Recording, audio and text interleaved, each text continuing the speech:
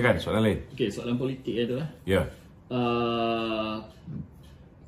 Zahid dilabel semakin terdesak kerana mahu memperkenalkan Akta Baru RUU Parlimen Berpenggal Tetap ni. Ini kenyataan daripada PAS lah.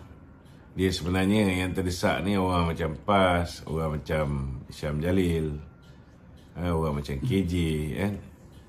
Yang apa juga yang keluar daripada mulut Datuk Seri Zahid itu dianggapnya sebagai, bak kata orang tu, semua tak betul lah kan. Yang betul ni apa yang keluar daripada kepala lutut dia orang je kan. Saya nak beritahu, kita buat pilihan raya untuk pilih kerajaan. Kita pilih kerajaan tu untuk tempoh berapa lama?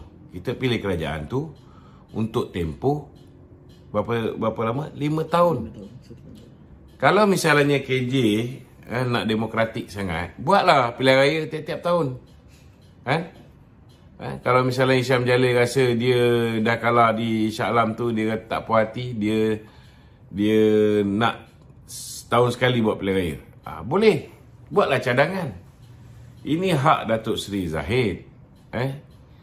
Dia berpandangan bahawa memang dah pilihan raya tu pun kita buat 5 tahun sekali untuk pilih kerajaan. Takkan nak setiap-tiap tahun pilih kerajaan.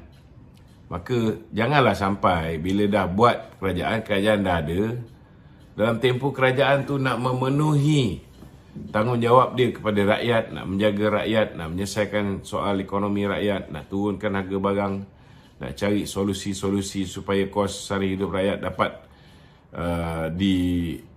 diturunkan. Time tu dia nak kena layan pula untuk menangkis usaha-usaha menebuk atap ataupun usaha-usaha untuk menjatuhkan kerajaan. Jadi mereka ni macam zaman Muhyiddin lah, bila dia membentuk kerajaan dengan hanya 114 orang. Fokus dia ni semata-mata untuk memastikan kerajaan dia terus kekal. Itu yang sampai dia daruratkan negara dan sebagainya kan. Kalau misalnya diwujudkan akta Parlimen sepenggal ni pun, KJ tak perlu bimbang, Syam Jalil pun tak perlu bimbang.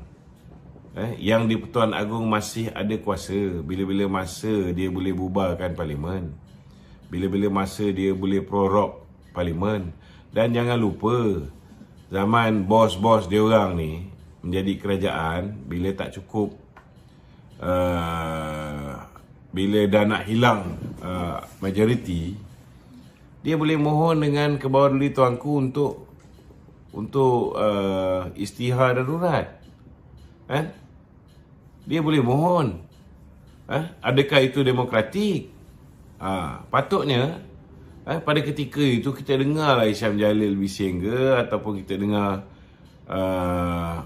KJ membantah apa yang dilakukan oleh Perdana Menteri, di mana beliau adalah salah seorang daripada ahli kabinet.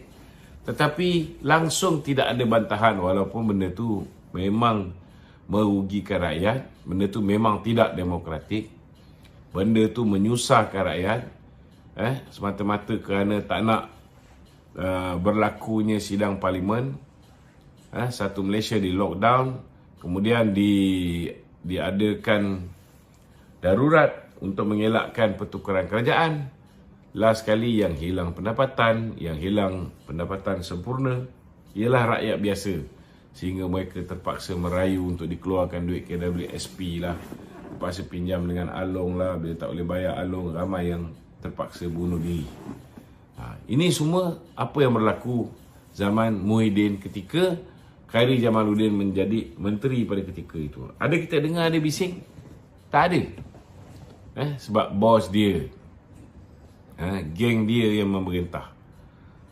Ini Datuk Zahid mencadangkan supaya dah alang-alang kita memang pilih kerajaan 5 tahun sekali, maka sepatutnya kerajaan tu kekal 5 tahun sekali. Kalau misalnya kerajaan ni teruk sangat, ingat kita ni sistem apa kita pakai? Kita bukan sistem republik. Semua kuasa sepenuhnya kepada orang politik. Tidak. kita menggunakan sistem raja berperlembagaan. Kan? Jadi kalau misalnya orang politik ni dah melampau sangat seksa hidup rakyat, bila-bila masa majlis raja-raja yang di Pertuan Agong boleh mengisytiharkan dilakukan apa yang dipanggil sebagai prorok, ataupun boleh diisytiharkan darurat, ataupun boleh dibubarkan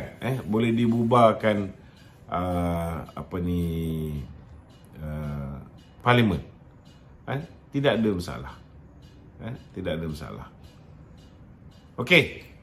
Hari ini hangat tuan-tuan bila mana SPAN telah pun mengeluarkan kenyataan bahawa mereka terpaksa menyelaraskan harga air yang menyebabkan kenaikan secara purata sebanyak 22 sen bagi setiap 1,000 liter air yang digunakan.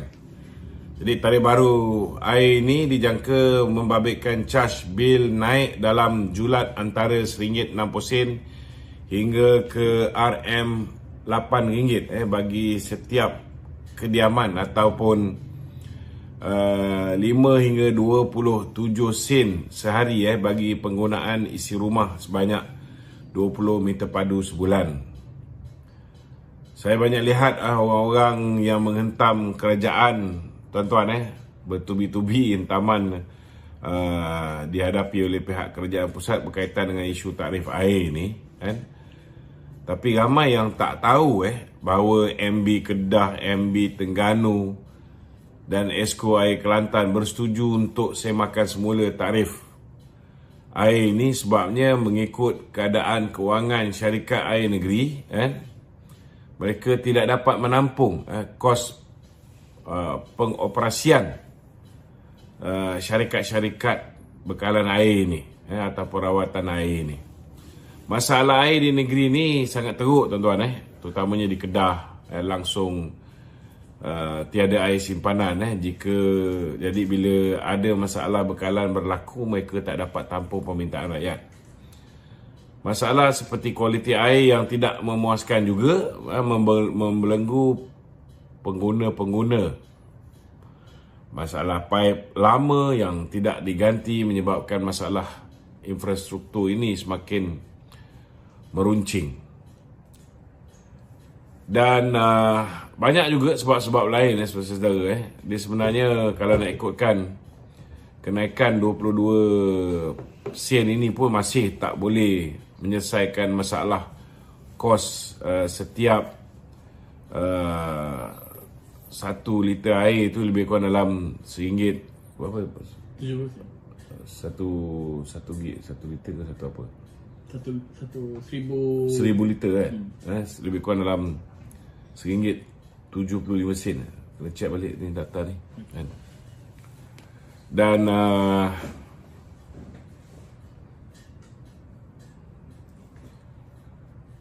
masalah hutang, tuan-tuan, hutang-hutang yang terpaksa dibayar kepada operator-operator di 4 negeri ni semakin hari semakin meningkat disebabkan kehilangan air akibat daripada infrastruktur yang tidak diselenggara. Dan bila ada masalah, penyelesaian perlu dilakukan segera. Dengan itu, setiap syarikat operator negeri memohon kepada kerajaan pusat untuk menilai semula tarif air.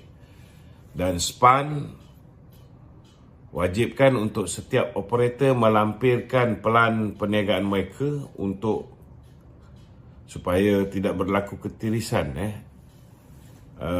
dan pengguna dapat akses kepada air bersih dengan lebih baik. Kerajaan pusat ataupun kerajaan pusat hari ini, saudara, juga memantau perkembangan setiap syarikat operator air supaya keuntungan yang diperolehi oleh mereka ini dapat dimanfaatkan kembali kepada pengguna. Dan kenaikan tarif ini hanya terkesan pada akaun individu saja. Bagi perniagaan dan operasi, kadar masih lagi sama kerana harga yang mereka nikmati memang lebih tinggi daripada individu. Jadi isu kenaikan harga barang disebabkan rentetan kenaikan tarif air tidak sepatutnya berlaku kalau restoran, kilang dan sebagainya. Mereka ni saudara masih lagi menikmati harga air yang sama, masih lagi menikmati tarif air yang sama. Jadi jangan sampai ada yang mengambil kesempatan. Kalau ada yang mengambil kesempatan, bolehlah dilaporkan kepada KPDN ataupun Kementerian Hal Ehwal Pengguna saudara. Jadi kita buka pada sesi soal jawab. Banyak isu-isu, soalan-soalan yang nak dibangkitkan. Sementara kita tunggu masuknya waktu maghrib, insya-Allah. Silakan. Okay, soalan studio. Kita pergi soalan rakyat dulu Datuk Ya. Berkenaan dengan ada aduan daripada apa orang kata rider Grab ni. Ya.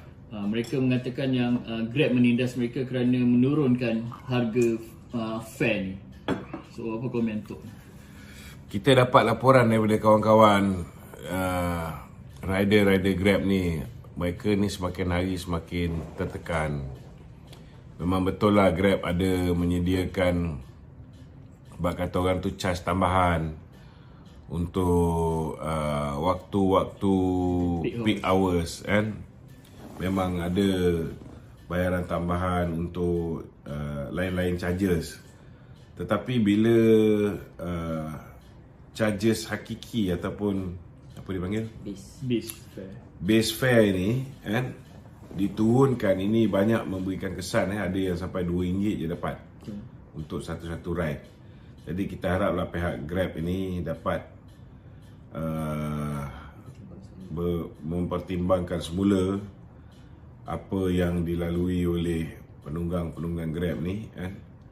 Kalau semua pakat mogok, nanti keadaan akan jadi lebih parah Kita haraplah supaya pihak Grab dapat segera mengambil inisiatif, berbincang dengan pemandu-pemandu, dengan driver-driver Grab, supaya masalah mereka ni dapat diatasi seberapa segera yang mungkin, insya-Allah.